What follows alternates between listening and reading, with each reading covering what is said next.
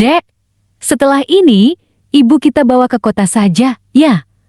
Ucap suami. Aku tahu itu bukan pernyataan meminta izin, tapi hanya sekedar formalitas memberitahu. Aku bisa apa selain mengiyakan? Lagi pula, suasana masih berkabung, lantaran bapak mertua baru meninggal beberapa hari lalu. Entah, beliau meninggal cukup misterius. Tapi, ibu mertua bilang, suaminya terkena serangan jantung mendadak. Beberapa hari pula aku dan Mas Huda tinggal di rumah ibunya, bantu-bantu selama acara hajatan doa, juga saling menguatkan. Aku dan suami sama-sama minta cuti selama seminggu, karena kami sama-sama kerja. Bisa kulihat betapa sedih ibu mertuaku itu. Mereka yang dikenal harmonis meski usia keduanya terpaut jauh. Ya, jarang-jarang seseorang bisa menerima pasangan yang jauh lebih tua.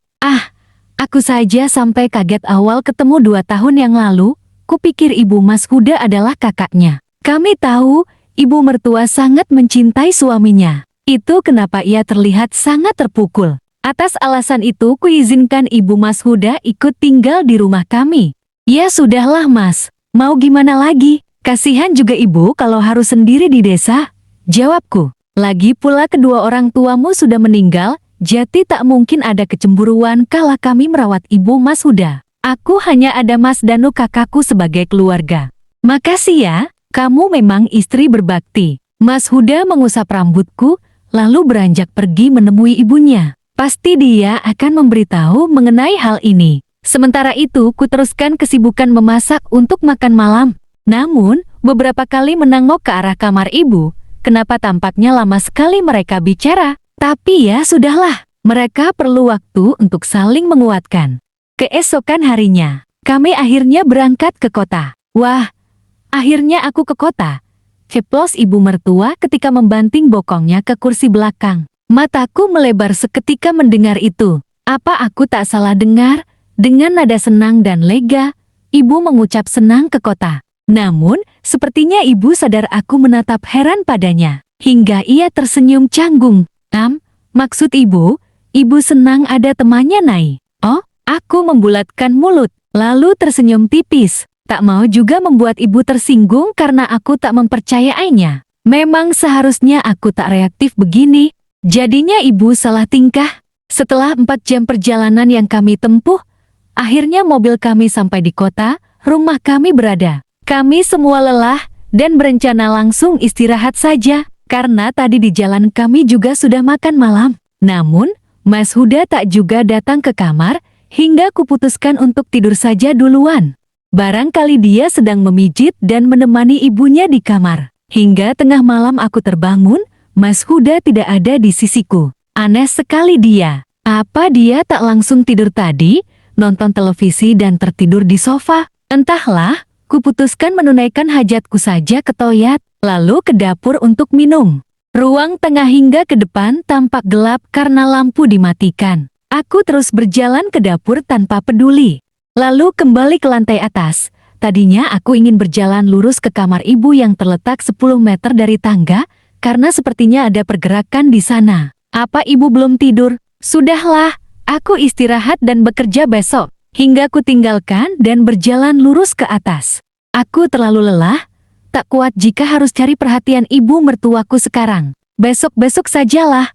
Aku bisa saja mengajaknya ke mall atau kemanapun hingga ia merasa senang. Pagi hari kami sarapan. Aku yang biasa membuatkan nasi goreng untuk suamiku, kini hanya harus duduk saja.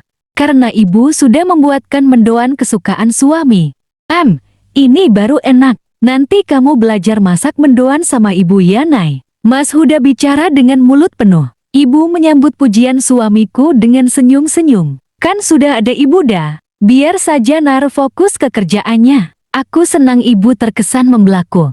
Iya, sejak kami kenal, sekalipun tak pernah menampakkan sikap menyebalkan seperti cerita teman-temanku mengenai mertua mereka. Ku berikan senyum pada ibu, dan dia membalasnya dengan senyum manis. Oh ya Mas, tadi malam kamu tidur di mana? Yang membuat Mas Huda terhenyak. Kenapa dia begitu? Aku tidur di sofa Nai. Ya, karena kecapekan tahu-tahu udah pagi jam 4 aja. Mas Huda menjawab sambil mengayunkan sendok mengambil sambal ke piringnya. Ya, Jelas saja dia ketiduran karena sangat capek. Aku pun sangat lelah sampai tak sadar apapun semalam. Padahal biasanya aku sangat sensitif ketika mendengar sedikit bunyi. Bahkan aku juga tak tahu kalau tadi malam hujan. Sampai-sampai balkon biasa tempatku menjemur baju sedikit tergenang air karena lubang saluran pembuangnya tersumbat. Saat mereka asik makan, aku berdiri membuatkan teh untuk ibu juga Mas Huda. Namun, saat akan mengambil stoples gula, tanganku menyenggol sesuatu hingga benda tersebut jatuh. Aku yang terhenyak segera mengambilnya. Kuamati benda berbentuk tablet tersebut. Apa ini? Gumamku. Aku terkejut. Itu pil KB mirip seperti yang kugunakan dulu saat awal-awal menikah. Tapi milik siapa ini? Ibu? Atau punya selingkuhan Mas Huda yang terbawa pulang? Ada apa, Nay? Tanya ibu dengan lembut. Enggak, Bu. Segera ku masukkan ke kantong gamis benda tersebut.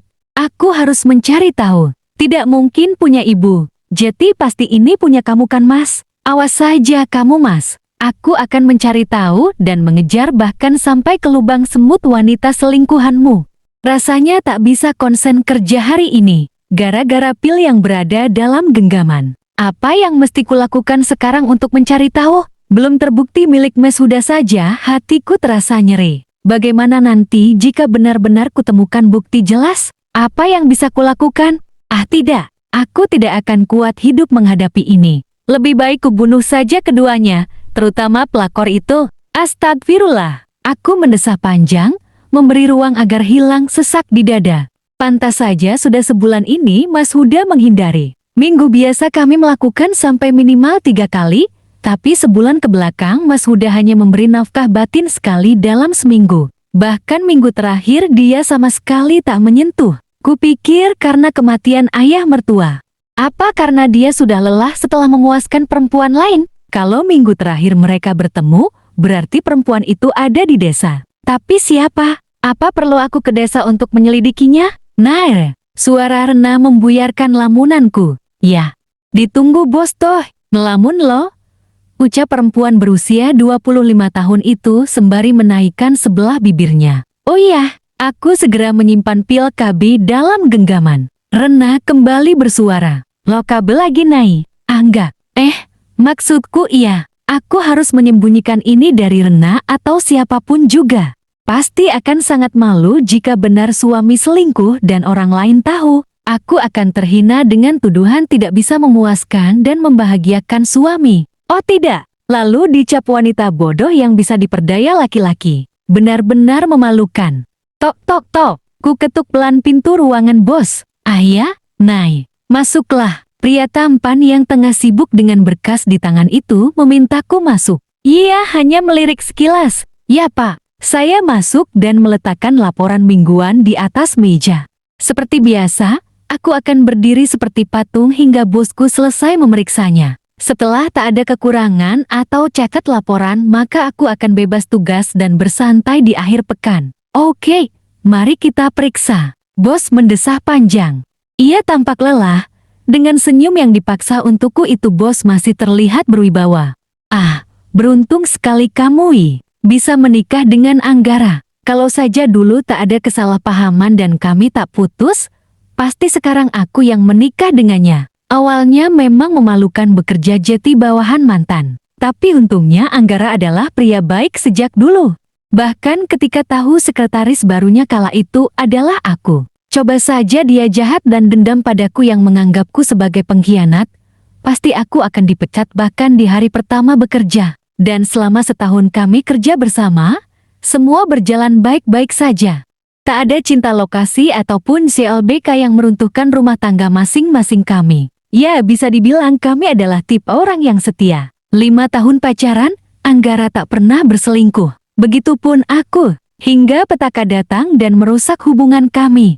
Lalu sekarang, aku dihianati Mas Huda. Mungkinkah karena doa-doa Anggara yang merasa terzolimi olehku? Duh, kenapa aku jadi mikir kemana-mana? Sudah cukup sih, Nay. Tapi, bos membenarkan letak kacamata. Serius menatap deretan angka dan kata-kata dalam berkas tersebut. Ia sedikit pun tak memandangku. Iya Pak, Tapi, kamu gak bisa pulang awal hari ini, Nay. Memangnya kenapa Pak? bukannya sudah saya selesaikan laporan mingguannya? Iya benar, tapi kamu udah cuti seminggu, dan tugas kamu numpuk sekarang. Kebetulan aku juga sibuk, gak sempet jelasin detail banyak data ke pegawai lain. Duh, perasaanku sangat tak enak, sampai aku menggigit bibir bawah. Bagaimana ini? Padahal aku mau pulang cepat dan langsung ke kantor Mas Huda buat cari tahu. Nay, ya Pak, ini jurnalnya. Selesaikan oke. Pria itu menyerahkan setumpuk berkas padaku. Duh, bisa jam 10 malam baru selesai ini. Siapa? Jawabku tanpa membantah. Segera ku ambil map-map itu dan beranjak pergi. Namun, langkahku tertahan kala Anggara memanggil namaku.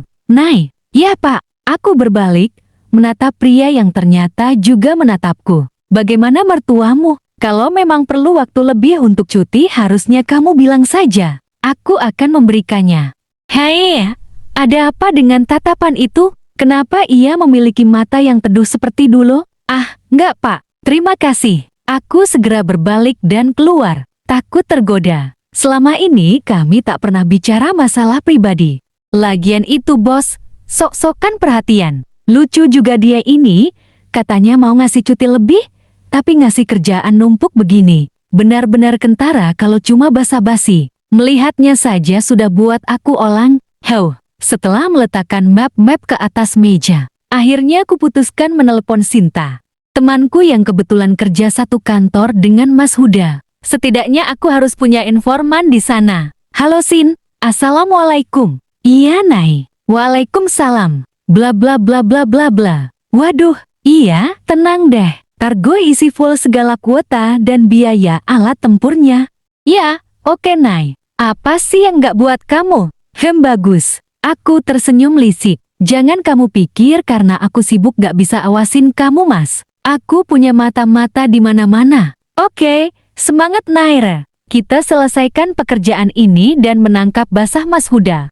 Ya, meski aku sangat berharap ini hanya salah paham saja. Baru akan mengerjakan beberapa file, ponselku berdering. Ternyata ibu. Langsung saja kuangkat.